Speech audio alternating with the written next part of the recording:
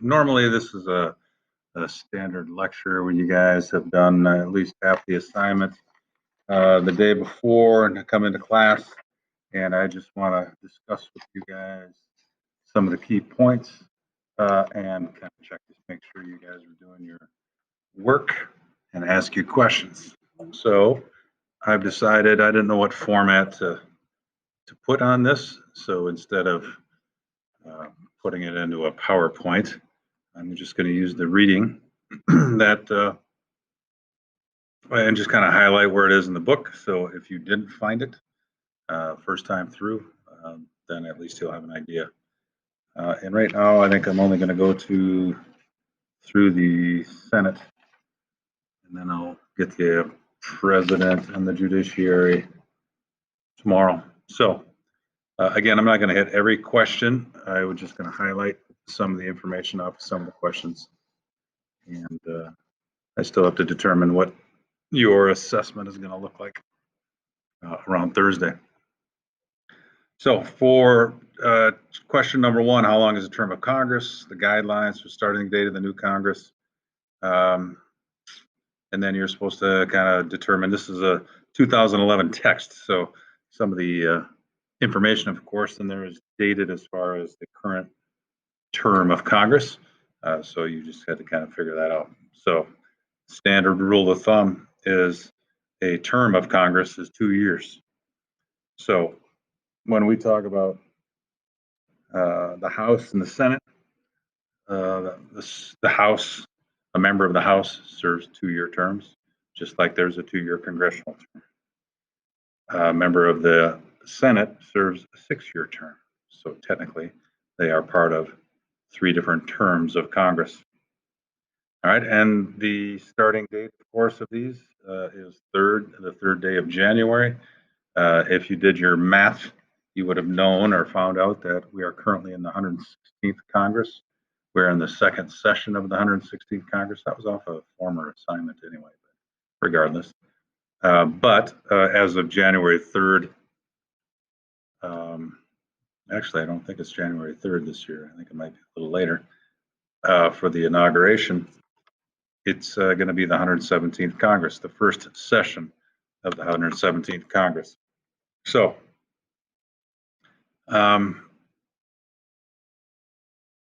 I guess the inauguration is around the 20th. So the Congress can still, I believe, still will be sworn in, and then the presidential inauguration will take place later on the 20th.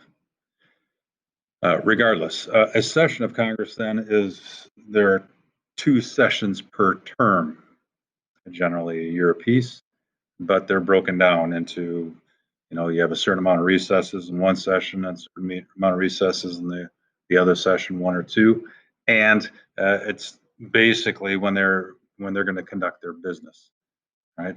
So that's when they're doing their job, they're in session. Right, and you were supposed to identify or define some of the terms: adjourn, convene, recess, prorogue. I don't think is on there anymore. It used to be on your assignment, but it wasn't part of it. So all those terms are right there. All right, so for your testing purposes, we're in the 116th Congress, second session. All right, member of the House. The number, of course, is 435. Technically, there are non-voting members in there, but as far as election and voting members, it's 435 voting members.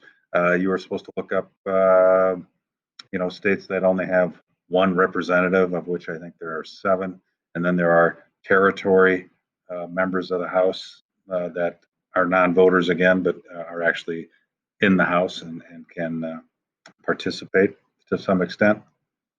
They are 2-year terms as a member of the House. There are no term limits. And generally, the general rule of thumb is, as a member of the House, your short term, your 2-year term means basically you got about a year to do your job, and then that second half of your term, you are starting to think about re-election campaigning and what's ahead of you. Now, the members of the House, it's called the People's House because, there are 435 districts in the United States. And of these congressional districts, that member is supposed to, because of the short duration of their term, that member is supposed to get out there and get to know their constituency and, shake hands and kiss babies and that kind of stuff. So they're supposed to be a little bit more visual. Let's see. Members of the House. Okay. Yeah. That's basic stuff. All right. Reapportionment. You do need to understand the term. You don't necessarily have to know the Reapportionment Act. I'd like to put that in there just so you can see what the census basically is used for. And it's not just to look at the demographics of the United States. It's used for political means as well. So that's kind of why that's in there. But reapportionment, you need to know, is the redrawing basically of the House of Representatives or the population. So you know that the House is based off of population. So every time they have a census, then they have to determine where the population has shifted. And if it shifts out of one state, because the members, the 435 districts are set, basically that's what it's predicted, or what it is at right now, it hasn't been changed. They have to redraw. So if, for instance, Wisconsin loses population, we currently have 8 congressional districts. We could lose one of those congressional districts to another state that has gained population. So that's one of the ways that they use reapportionment. So reapportionment is redistributing the seats in the House after the census. And to lose a member of the House just means you have one less opportunity to get the ear of the Speaker of the House and to draft legislation and to try to affect change within your state or within your district. So reapportionment is a critical element of the House of Representatives. All right. So congressional elections. Let's see what you need. The Tuesday following the first Monday in November of every even numbered year. So where are we at now? 2020. So 2022, next 2022 will be the next election. And of course, it's a non-presidential election in 2022. So they refer to it in the book as an off-year election or a midterm election. All right. So a midterm election is between the presidential elections. So as you should know, during the off-year election, all the members of the House, remember they're 2-year terms, so all members of the House are up for re-election, and then a third of the Senate. Because remember, the Senate is a 6-year term, so they are basically only a third of the Senate is up at one time every 2 years. Now, they're not supposed to ever have both senators up for re-election at the same time. But as you should be aware, right now in Georgia, both are.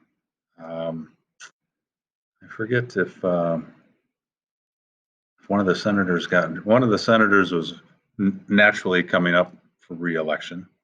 But then there was, I don't know if one got fired or one got sick or one had to retire or resign. I think one resigned. I'd have to look at that to verify why both of them are up at the same time in Georgia. But Loeffler, I believe her name is, she was a replacement. So she replaced the previous sitting senator. And because she's replacing, she's been put in there by the governor of Georgia, a Republican.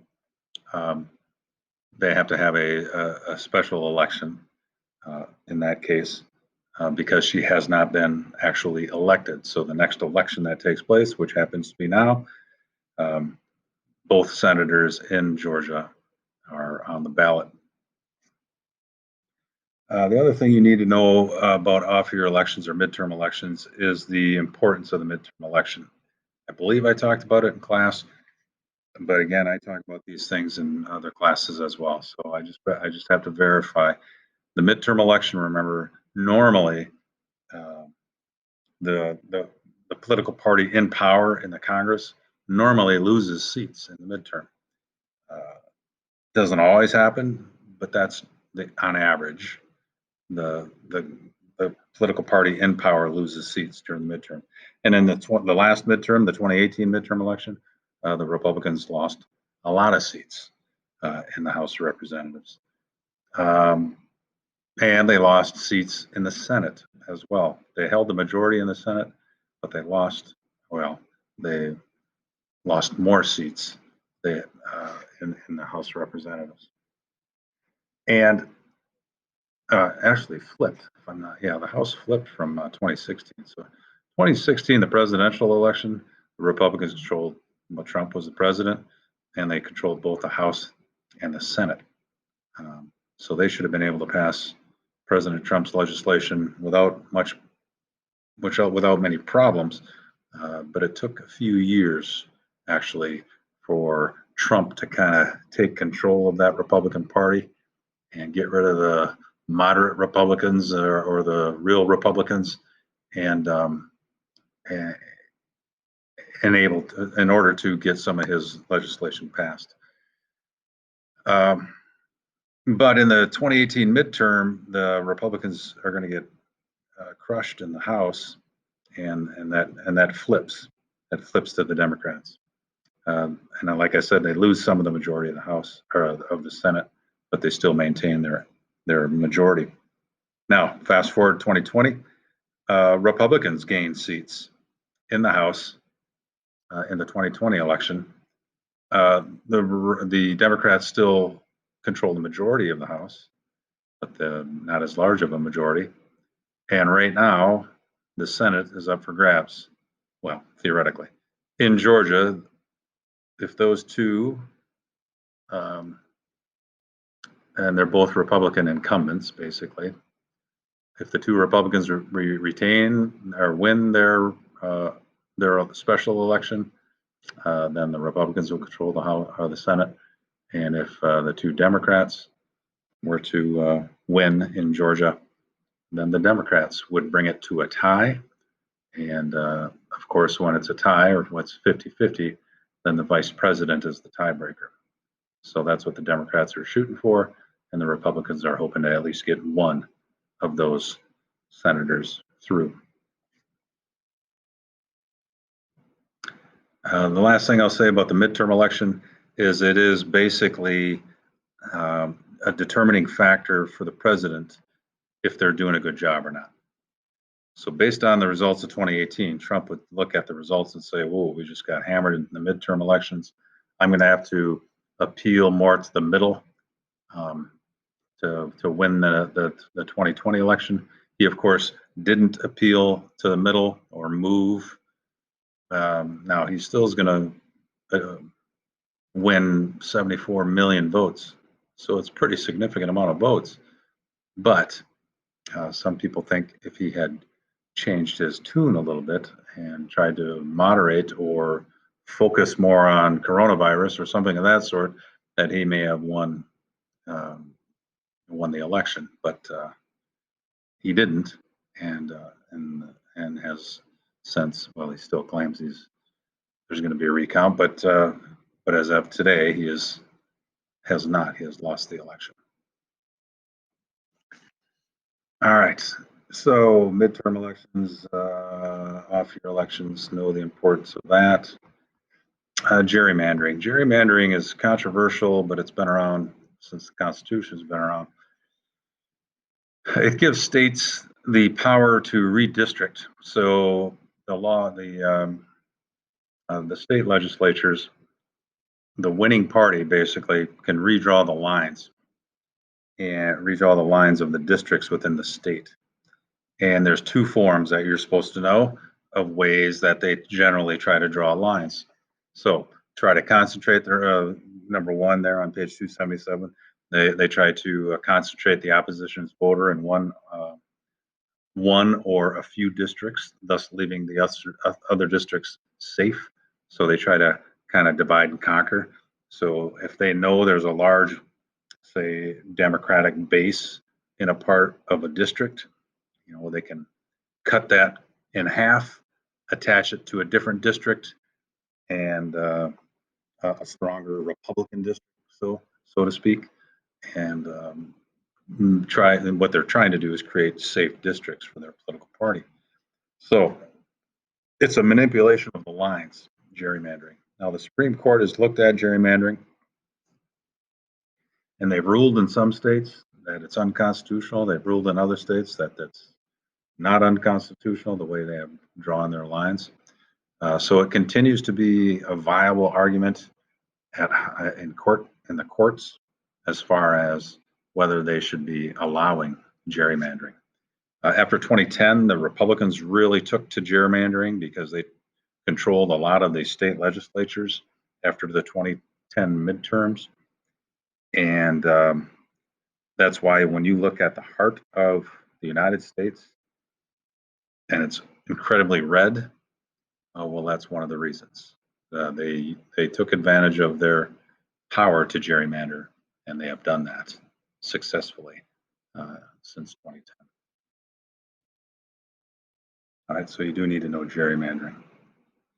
The formal qualifications for each, this must be for the House, 25 years, citizens 7 years, inhabitant of the state. You just know those basic ones. Again, I don't know the format yet for your assessment on Thursday, but just know the formal qualifications for the House, Senate, and the President. All right, the upper house, the Senate. So you should know why it's called the upper house, enlightened. And there's a lot of things in here. I was reading through here, and I know a lot of students, get 1 or 2 items and then they shut her down. There's a lot of reasons why it's referred to as the upper house, a lot of reasons given in this reading portion of it. But you just need to know that, first of all, there's fewer members, right? So it's a little bit more prestigious of a club. There's only 100 senators and 435 members of the House. So most members of the House want to become a senator. Most senators don't want to become a member of the House. And remember, they serve for 6-year terms. So once they're elected, man, they got 6 years. The framers, when they created the Senate, they didn't want the senators to be caught up in the perils of the times. They wanted the senators to kind of be able to have the freedom to think about more worldly issues and not get swayed by whatever's happening. Black Lives Matter today. Don't get caught up in it as seriously now because in their mind it may be a major issue now, but in a couple of years it may resolve itself. So they don't want to be caught up in the whirlwind of some of these issues because they have this long period of time to serve. All right, some of the responsibilities are more worldly, so their committees, international committees, legislative committees are powerful and have some major decisions to make in it. So it's another reason why it's referred to as the upper house. Let's see. Yeah, they represent the entire state. So on a much larger and more diverse population, these senators have to represent all, and that in itself has its pros and cons. All right, I already mentioned 6-year terms. I already mentioned that the terms are staggered, so 33 or 34 senators every 2 years are up for re-election. That's why it's called a continuous body. They're never all up at the same time. It's based off of 2-year terms, so they're split up into thirds. All right, there's the formal qualifications. All right, the presiding officers. This is, I think, will be the last part of it. The presiding officers of the Congress, of which there are two, the Speaker of the House and the President of the Senate. All right, Speaker of the House is just that, the main speaker for the House of Representatives, the People's House. Third most powerful position in our government. The President of the Senate is the Vice President. The Speaker presides over the House, gavels it into session every morning, determines the agenda, determines who's going to speak or be allowed to speak in the chamber. The Vice President, the President of the Senate, has some of that power as well in the Senate. Gavels it in, recognizes speakers, but the Vice President is a busy person, can't always be there. So there's another presiding officer in the Senate called the President pro tempore. And the pro tempore I'll get to later, or in a little bit actually. I'll just stay focused on the Speaker of the House. So the Speaker, again, a presiding officer just means that they are in charge every day of the House of Representatives. And if you want to get anything done, you have to have a relationship with the Speaker of the House. And right now, currently, it's Nancy Pelosi of the Democrats. The Democrats control the House, and she's been around for a long time and is an incredibly powerful Speaker of the House right now. She has butted heads on many occasions with President Trump. All right, so the Vice President is the presiding officer of the Senate, but when the Vice President cannot be there, they have what's called the President pro tempore. The pro tempore normally is the most senior senator in the Senate of that political party, and they will kind of sit in when the Vice President can't be there and gavel in the session, help determine the agenda, and recognize those that are going to speak on the floor. All right, so those presiding officers are incredibly powerful. The Vice President, of course, is second in line of succession, or first in line, really, however you want to look at it. And then the Speaker, and then the pro tempore.